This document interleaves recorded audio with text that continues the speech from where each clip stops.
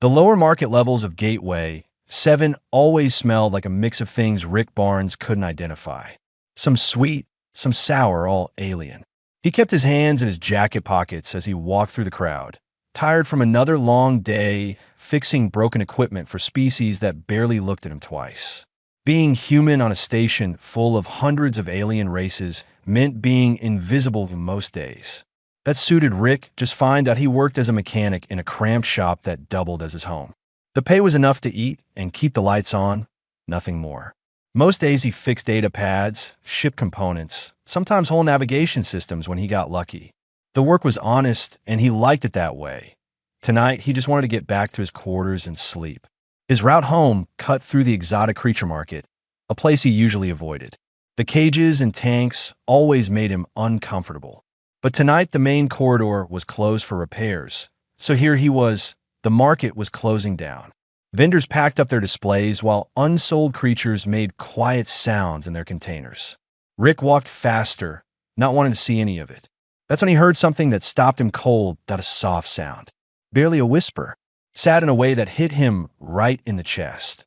Rick turned and saw a vendor loading containers onto a hovering cart. One of the containers was small, maybe the size of a shoebox. The sad sound came from inside it. "What's that?" Rick asked before he could stop himself. The vendor was a tall alien with 4 arms and gray skin. He glanced at the container like it was garbage.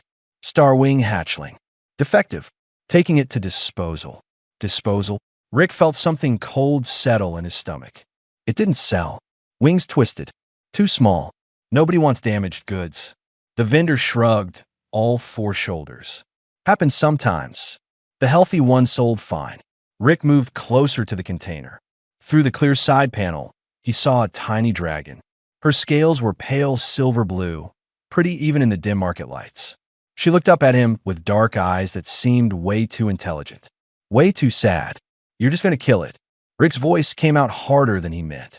Humanely, the vendor said, like that made it better. "It's standard practice. Can't keep unsold stock." The hatchling made that sound again. It went straight through Rick's heart.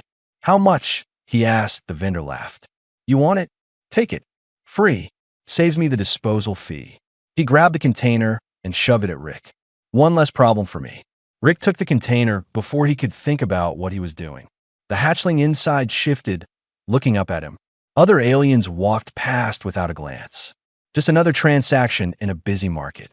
Nobody cared about one defective hatchling. Nobody except Rick. He carried the container back to his shop carefully, like it held something precious. Maybe it did.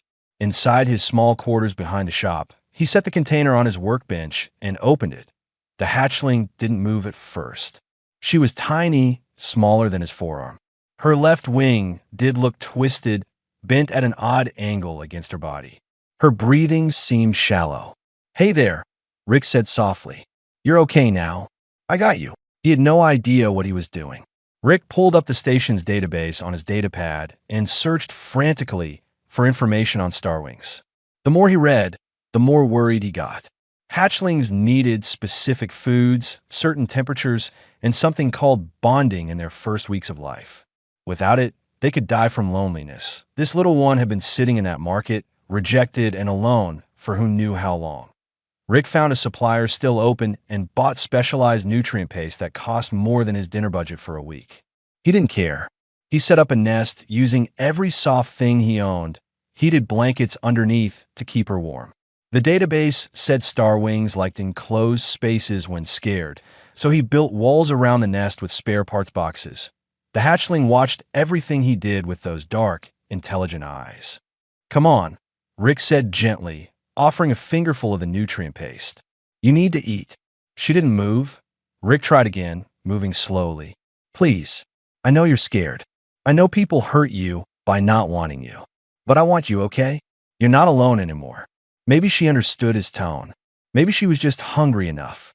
The hatchling stretched her neck and licked the paste off his finger. Then she made a different sound, not sad this time. Almost curious. Rick kept feeding her tiny amounts, patient and careful. She ate more than he expected. When she finally stopped, he set her in the nest he'd made. She curled up immediately, her twisted wing tucked as best she could manage. I'll figure out how to help you, Rick promised. That wing, everything. We'll work it out. He pulled up more information, reading everything he could find about starwing care and health. Hours passed. His eyes burned with tiredness, but he kept reading. The hatchling slept in her nest, her small body rising and falling with each breath. Around midnight, Rick's head started dropping. He gave up and laid down on his bunk, still in his work clothes. A few minutes later, he felt something warm against his chest. The hatchling had climbed out of her nest and up onto his bunk. She curled against him, seeking his warmth.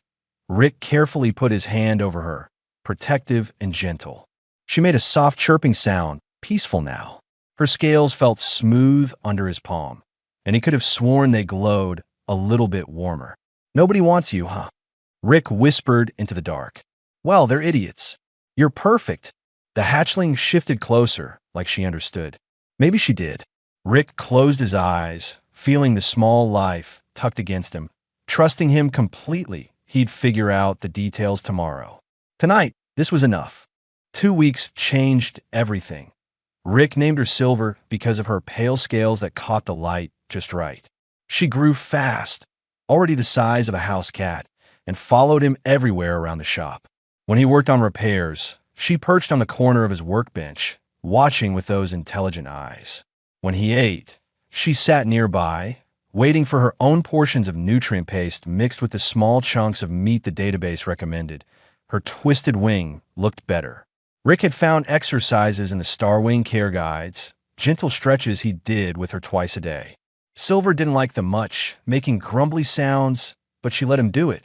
Trust, Rick figured. She trusted him.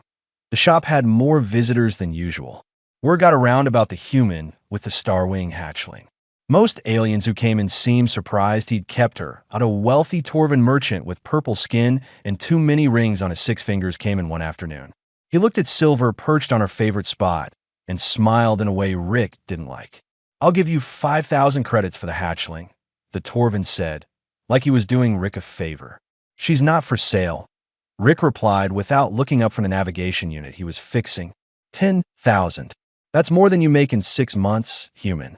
Not interested. Rick set down his tools and looked at the merchant directly. She's family, not property. So unless you need something repaired, you can leave. The Torvin left, muttering about foolish humans. Silver made a happy chirping sound, and Rick scratched behind her head ridge where she liked it. That evening, Officer Dren showed up. He was tall, even for his insectoid species, with hard shell-like skin and too many joints in his arms. He worked station security and had a reputation for following every rule exactly. Rick Barnes, Dren said, his voice clicking and buzzing through his translator. I'm here about your Starwing. Rick's stomach tightened. What about her? Starwings are a regulated species. You need proper registration and proof you can provide adequate care. Dren's multiple eyes looked around Rick's cramped quarters. This space doesn't meet minimum requirements. You have 2 weeks to comply, or the hatchling will be removed to appropriate facilities. Silver, sensing Rick's stress, moved to stand between him and Dren. She was small, but her wings spread slightly, protective. I'll get the registration, Rick said, keeping his voice steady. See that you do. Dren left without another word. Rick looked up the requirements that night and felt his hopes sink. He needed 500 square feet of living space. Financial records proving long-term stability. Environmental controls he couldn't afford. His shop and quarters together barely met half the space requirement, and his bank account was a joke. He might lose Silver because of paperwork and money. Silver curled up next to him as he sat at his workbench, staring at the requirements list. She put her head on his leg, humming that soft sound that meant she was content. Rick ran his hand along her scales, feeling the warmth of her. I'm not giving up, he told her. We'll figure something out. The next morning, Dr. Lira walked into his shop. She was avian with feathers that shifted between blue and green and worked as a xenobiologist on the station. Rick had never met her before. I heard about your situation, she said, settling onto one of Rick's stools with natural grace. I study bonded species. May I examine your Starwing? Rick hesitated, but something in her tone seemed genuine. Okay, but be gentle. She's been through enough. Dr. Lyra approached Silver slowly, making soft clicking sounds. Silver watched her but didn't hide. The examination took 20 minutes. Dr. Lyra checked Silver's scales, wings, eyes, even her teeth. Fascinating, Dr. Lyra said finally. She's healthier than most bonded star wings I've studied. The bond between you is developing naturally and strong. Is that unusual? Rick asked. Very. Most species bond with star wings for status or their abilities. The hatchlings sense this. It affects their development. Dr. Lyra looked at Rick with her large eyes. But she genuinely loves you. And you love her. That's rare in cross-species bonds. I just didn't want her to die alone in some market, Rick said. Exactly. That empathy is what makes the difference. Dr. Lyra pulled out her data pad. I can help you with the documentation. My professional assessment would carry weight, but you'll still need to improve your living space. Rick started taking every extra repair job he could find. He worked late into the nights, with Silver sleeping in her nest nearby. The money came in slowly, but it came. He began converting part of his shop, building up instead of out, creating a second level that would meet the space requirements. Silver helped in her own way. She learned to bring him tools, carefully carrying screwdrivers or wire cutters in her mouth. Her spatial awareness was incredible. She could find drop screws in seconds, spotting them in corners Rick would have missed. Other people on the station started noticing their partnership. A Vraxian engineer offered Rick a bulk job repairing mining equipment at good pay. A human trader named Gavin stopped by with coffee one morning just to talk. People are watching you, Gavin said, sitting across from Rick while Silver investigated his boots. The human with the dragon. It's a good story. I'm just trying to keep her, Rick said. Yeah, but you're showing something important. Gavin scratched Silver's head ridge, making her purr. That humans can bond with other species in ways that matter. That we're not just the new guys stumbling around the galaxy. Rick hadn't thought about it that way. He was just doing what felt right out a week before Officer Dren's deadline. The construction was almost done. The new upper level had proper environmental controls, ventilation, and more than enough space. Rick had spent almost everything he had, but it would work. Silver had grown again. She could glide now, short flights from the upper level down to the shop floor. Her twisted wing was almost normal, the exercises and growth combining to fix what everyone had called defective. Dren came back exactly on schedule. He inspected everything with his clicking, methodical way. Silver stayed close to Rick, not hiding, but clearly wary. This meets minimum requirements, Dren said finally. But there's still the matter of financial stability and long-term capability. I have Dr. Lear's assessment, Rick offered, handing over the data pad. Dren barely looked at it. I'll need to review everything. Decision in 3 days. After he left, Rick felt Silver press against his leg. He picked her up, surprised at how heavy she'd gotten, and held her close. 3 more days, he whispered. We can do 3 more days. Silver chirped and bumped her head against his chin. In the bond growing between them, Rick felt her certainty. She wasn't worried. She knew where she belonged. Gavin came back to the shop late one evening, after most of the station had gone quiet. Rick was cleaning up, putting away tools while Silver practiced her gliding from the upper level. She was getting good at it, landing with more grace each time. We need to talk, Gavin said, and his voice carried something heavy. Somewhere private. Rick led him upstairs to the living quarters. Silver followed, sensing the tension. Once the door closed, Gavin pulled out his data pad and set it on the small table. I'm a data analyst for Meridian Trading, Gavin started. Part of my job is tracking commodity flows through the station, including exotic creatures. He pulled up files, charts, numbers that meant nothing to Rick. I've been watching Starwing sales for months. Something's wrong. Wrong how? Rick asked. Hatchlings marked as defective get sold cheap or given away. Then weeks later, those same hatchlings show up in military contract sales. Fully bonded, healthy, going for 50 times their original price. Gavin scrolled through the data. It's a pattern. Someone's running a scam. Rick felt cold. Who? I don't have proof yet, but I think Officer Dren is part of it. He's the one who determines if owners meet requirements. He's the one who removes hatchlings from unqualified owners. Gavin looked at Rick directly. Then those hatchlings disappear into the system and resurface in military sales. They separate bonded pairs. Rick's hand found Silver's head, stroking her scales. She pressed against him, picking up his fear. After the bond forms, yeah? Makes the Star Wing more valuable. Bonded ones have enhanced abilities. Navigation, spatial awareness, combat coordination. Gavin's face was grim. The original bond partners either get paid off or they just vanish from records. Nobody asks questions. Dren's coming back with his decision in 2 days, Rick said quietly. I know. That's why I'm here. Gavin closed his data pad. If he rules against you, they'll take Silver. You'll probably get offered money to make it clean. If you refuse, you might have an accident. Silver made a low sound, almost a growl. She understood enough to know they were talking about someone taking her away from Rick. What can I do? Rick asked. Run, fight, or expose them. Gavin stood up. Running makes you a fugitive. Fighting alone gets you killed. But if we can expose the whole operation, get in front of people who aren't corrupt, maybe we save Silver and stop them from doing this to others. The next morning, Dr. Lyra arrived early. Rick told her everything Gavin had shared. She listened, her feathers ruffling in agitation. This makes sense, she said. I've wondered why so many healthy Star Wings end up in medical isolation or welfare facilities. They're not sick, they're being staged for resale. Can you help? Rick asked. I can document Silver's health and your bond. Provide expert testimony if needed. But we'll need more than my word. Dr. Lyra examined Silver again, taking detailed scans and readings.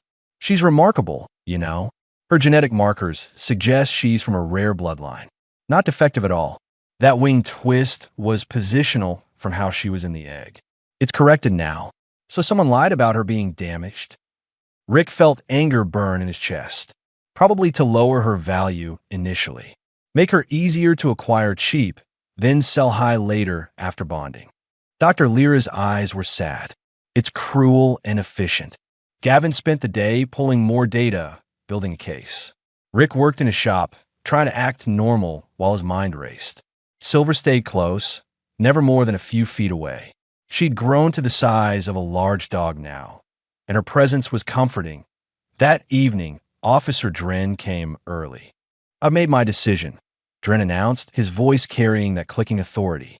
Your facilities are adequate, but financial records show instability. I'm removing the Star Wing to protective custody tomorrow morning. No, Rick said simply. It's not a request. A facility has already agreed to take her. Director Halloran runs a sanctuary for displaced, bonded creatures. He'll care for her properly. Dren's multiple eyes fixed on Rick. You'll be compensated for your time and resources. Silver moved between them, wings spread, making a sound Rick had never heard before. Protective, aggressive. She was small compared to Dren, but she didn't back down. Call him off, Dren ordered. Her. And no, Rick stood his ground. I'm appealing your decision to the station administrator. That's your right. The appeal hearing will be in 3 days. Until then, I could take her now for safety reasons. Try it, Rick said quietly, and see what happens. Dren looked at Silver, at Rick, calculating. Finally, he stepped back. 3 days. Don't do anything foolish, human. After Dren left, Rick's hand shook. He sat down hard on his work stool, and Silver immediately climbed into his lap. Too big for it, but trying anyway. He wrapped his arms around her. I'm scared, he admitted to her. I don't know if we can win this.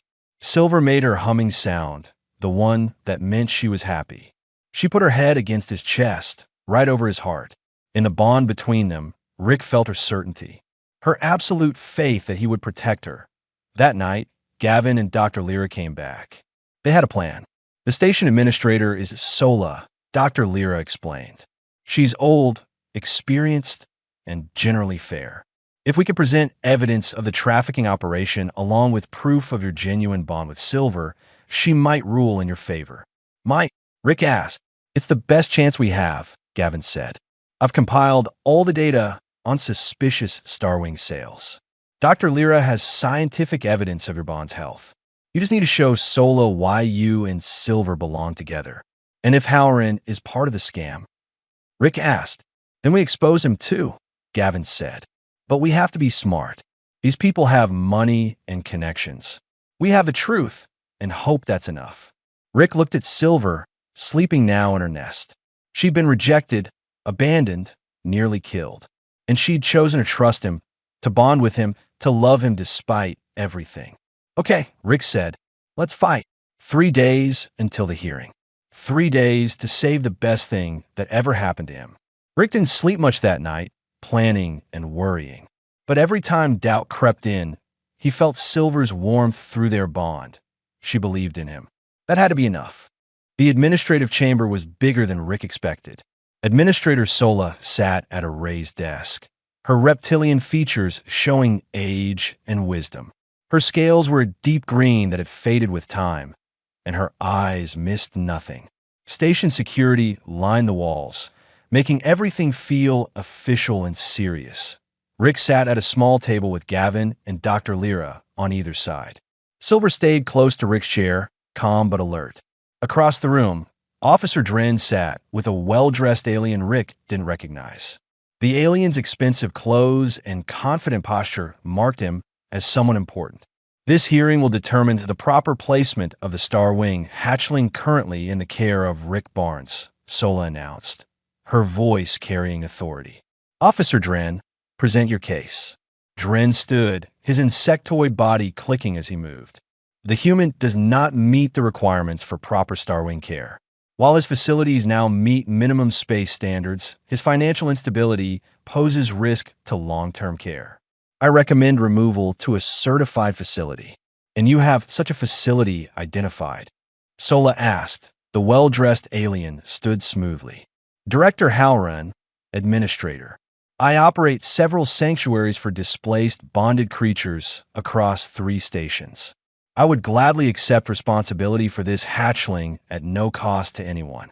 How generous, Sola said, her tone neutral. Mr. Barnes, your response? Rick stood, his legs feeling shaky. Public speaking had never been his thing. Silver isn't displaced. She's bonded to me. We chose each other. The creature was unwanted and defective when you acquired it, Halloran said with a dismissive gesture. Hardly a choice. She was rejected and scared. Rick corrected, feeling anger give him strength. Nobody wanted her because her wing was twisted, but that didn't make her defective. It made her unlucky until someone looked past the surface. Doctor, Lirastud. If I may, Administrator, I've conducted extensive examinations of both the Star Wing and her bond with Mr. Barnes. May I present my findings? Sola nodded, punto dottore. Lyra pulled up holographic displays showing Silver's health scans, genetic markers, and development charts. This hatchling is not defective. She's from a rare genetic line with enhanced spatial awareness. The wing abnormality was positional, not genetic, and has corrected naturally. Her development under Mr. Barnes's care exceeds normal parameters. The bond between them is genuine and healthy. Of course a human would form an emotional attachment, Halloran said smoothly. They're known for that. But emotion doesn't equal proper care. Actually, it does, Dr. Lyra replied. Star Wings bonded through genuine affection develop better than those bonded for utility or status. The emotional connection is the foundation of healthy Star Wing development. Gavin stood next. Administrator, I have evidence of a broader pattern. May I present? Sola gestured permission. Gavin displayed his data, charts showing Star Wing sales over the past 2 years. Notice the pattern. Hatchlings mark defective sell for minimal amounts or are given away. Within weeks, those same hatchlings appear in military contract sales at 50 times their initial price. All fully bonded, all claimed to be from Director Halloran's sanctuaries. That's standard rehabilitation, Halloran said, but his confidence seemed less solid. We provide proper care, the hatchlings recover, and we find appropriate placements. Then why don't the original bond partners ever see them again? Gavin asked. I have records of 17 individuals who surrendered their Star Wings to your facilities.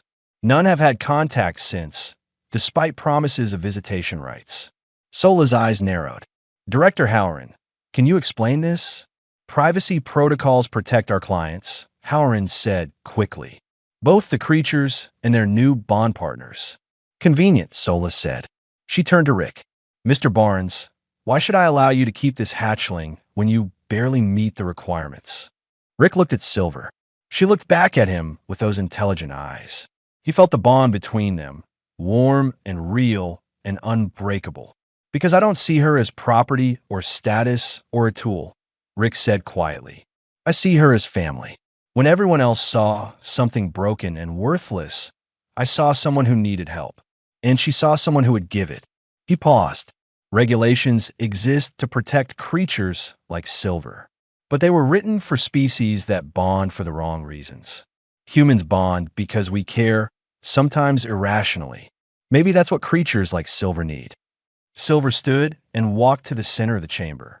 Everyone watched as she moved to a scattered pile of data tablets on a side table. Carefully, using her claws and snout, she organized them by size, then by color, then pushed them into neat stacks. Did you train her do that? Sola asked. No, Rick said, surprised. She just likes organizing things. Does it in my shop all the time. Silver returned to Rick and sat at his feet, facing Howard. Her posture was clear, protective, choosing her side. Sola was quiet for a long moment. I'm calling a recess. I need to review this evidence and conduct some inquiries of my own. 2 hours felt like days. Rick sat in a waiting area with Silver's head in his lap. Gavin paced. Dr. Lyra reviewed her data again and again. When they were called back, Sola's expression was serious. I've reviewed the evidence and contacted individuals who used Director Holland's services, Sola announced. The pattern Mr. Gavin presented is concerning. I'm ordering a full investigation into all of Director Holland's facilities and transactions. Howard stood quickly. This is outrageous. Based on coincidence and a human's emotional attachment. Based on 17 missing Star Wings and suspicious financial records, Sola corrected coldly. Officer Dren, you're suspended pending investigation into your role in this matter. Security, please escort both of them out. The chamber erupted in activity. Rick felt hope and fear mixing in his chest. Sola looked at him directly. Mr. Barnes, you present an interesting case. Your bond appears genuine. Your care has been exceptional. However, I'm still bound by regulations that exist for good reasons. Rick's hopes sank. Therefore, I'm establishing a trial period. You'll keep the Star Wing under monitored conditions for 6 months. Dr. Lyra will conduct regular assessments. You'll complete official Star Wing care certification. If the bond remains healthy and the hatchling thrives, I'll grant permanent recognition. Thank you, Rick managed, his voice rough with emotion. Don't thank me yet. This case will help establish new protocols for human Star Wing bonding. You're setting a precedent. Don't waste it. Rick looked down at Silver, who looked back with absolute trust. I won't. As they left the chamber, Rick felt lighter than he had in days. 6 months. He could do 6 months. They could do anything together. News spread fast on Gateway 7. Within days, everyone knew about the human mechanic and his dragon, about the trafficking ring that got exposed, about the hearing that changed everything. Rick's shop suddenly had more customers than he could handle, all wanting to meet the famous pair. Silver handled the attention better than Rick did. She'd grown to the size of a small pony now, her silver-blue scales shimmering under the shop lights. Her wings were fully functional, strong, and beautiful. Nobody would call her defective now. Rick started his certification courses while working in the shop. The online classes covered Star Wing biology, psychology, nutrition, and care requirements. Most of it he'd learned by doing, but having the official knowledge helped. Silver would knock over his data pad sometimes, wanting attention, and Rick would take breaks to play with her. Doctor Lyra came bi-weekly for assessments. Every time, she documented Silver's exceptional health and development. The bond between Rick and Silver had deepened in ways the doctor found fascinating. You can sense her emotions across the station now, can't you? Dr. Lyra asked during one visit. Rick nodded. If she's scared or hungry or happy, I just know. Even if I'm working and she's upstairs. That's remarkable bonding depth for such a short time. Dr. Lyra made notes on her data pad. Most bonds take years to develop that level of connection. Is that bad? Rick asked, worried. No, it's beautiful. Doctor Lira Similet. It proves what I suspected. Humans bond through genuine emotion, not utility. That creates stronger, healthier relationships. A message came from Earth one evening. Rick's younger sister Rachel had seen news coverage about the hearing. Her face on the video screen showed worry mixed with pride. You always did pick up strays, Rachel said, smiling. But a dragon? Really? She needed me, Rick replied. Silver pushed her head into the video frame, curious about the other human voice. Rachel laughed. She's gorgeous. And huge. Are you sure you know what you're doing? Absolutely not, Rick admitted. But we're figuring it out together. They talked for an hour, catching up on family news and Earth gossip. Rachel worked as a teacher in Seattle, had a good life, missed her brother. Rick realized how much he'd missed her too. The shop expanded. Rick earned enough from the increased business to properly convert the upper level into a real home. He installed a launch platform for Silver outside, where she could take off and land safely. The space met all requirements now, and then some. Other people started coming to Rick with questions about bonded creatures. A Vraxian with a sick companion animal asked for advice. A human trader with a newly bonded pet didn't know what to do. Rick helped when he could, surprised to find himself becoming an unofficial resource. Silver's intelligence continued to develop. Rick taught her to read basic symbols and words, using colored blocks and simple signs. She learned fast, understanding concepts that shouldn't be possible for a creature her age. She could fetch specific tools by name, organize parts by type, even operate simple switches with her claws. One day, a customer asked Silver to find a specific size of bolt. She went to Rick's organized storage, thought for a moment, then brought back the exact right one. The customer stared in amazement. She understood the measurement? The customer asked. Yeah, Rick said proudly. She's smart. The 6-month mark approached. Rick completed his certification with high scores. Dr. Lira's reports showed Silver exceeded every benchmark for health and development. Everything pointed toward success. Then a ship docked at Gateway 7 that changed everything. Rick was closing up the shop when Dr. Lira arrived, excited and nervous. Someone important is here to see you and Silver. From the Starwing homeworld. Rick's stomach dropped. What do they want? I don't know. But Elder Surith is a senior council member. She doesn't travel lightly. Elder Surith was ancient and magnificent. Her scales were deep purple with gold edges. Her wings massive, even folded against her body. She stood twice Silver's height, radiating power and wisdom. When she spoke, her voice resonated like music. I have traveled far to see the human-bonded hatchling, Surith said, looking at Silver with eyes that held centuries. May I observe you both? Rick agreed nervously. What else could he do? Surith spent a full day watching them. She saw Rick working in his shop with Silver helping. Saw them eating together, Rick explaining his repairs while Silver listened intently. Saw the quiet moments when they just existed together, comfortable and complete. That evening, Surith requested a private meeting in Rick's living quarters. Administrator Sola and Dr. Lira attended as witnesses. I have concerns about my species' treatment in galactic trade, Surith began. Too many hatchlings taken, too many bonds broken for profit.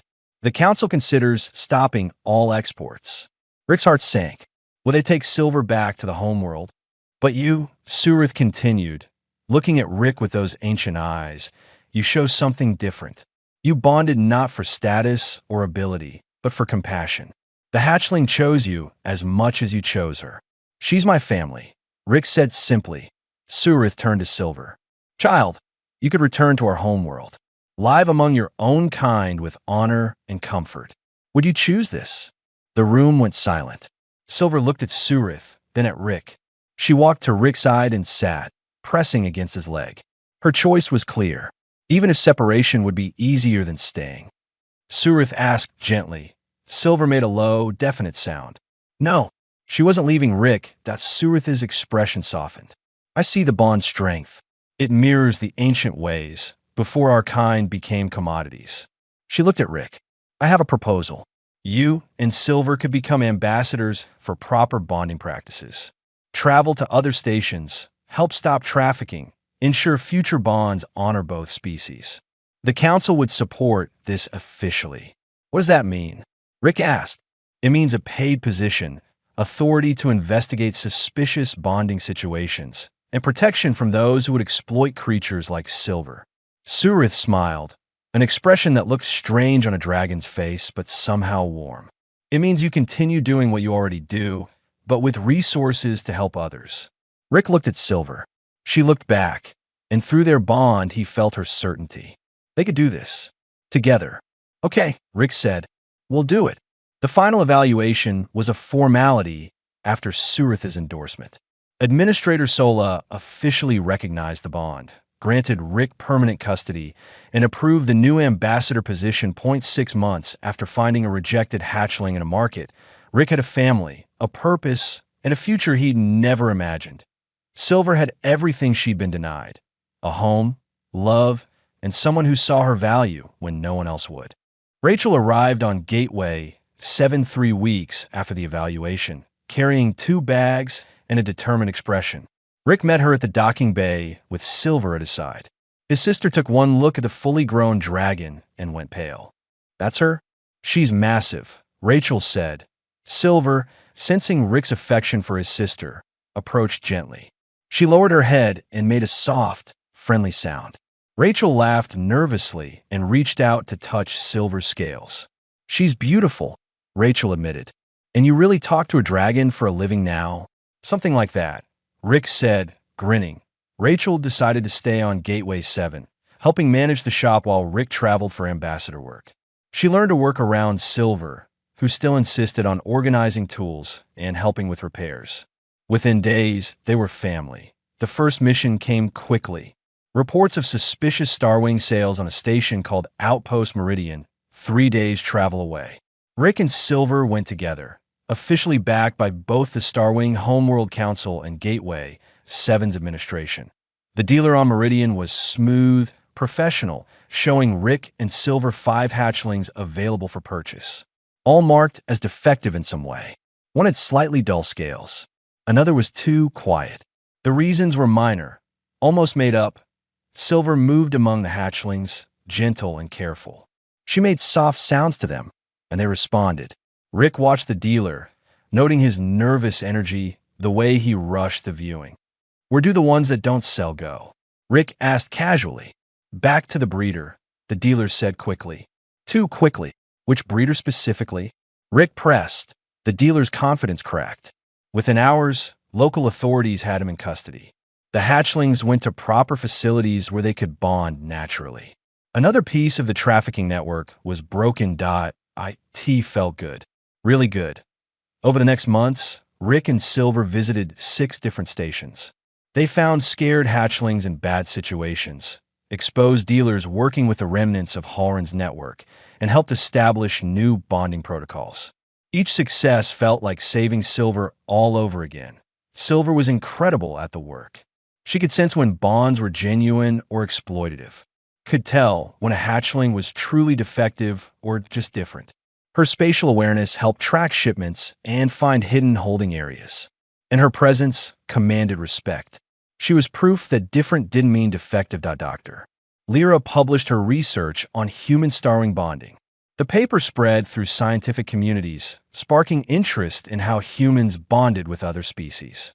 More humans started working with Starwings, and the results matched Rick and Silver's success. Genuine care created genuine bonds. Gavin got promoted for exposing the trafficking ring.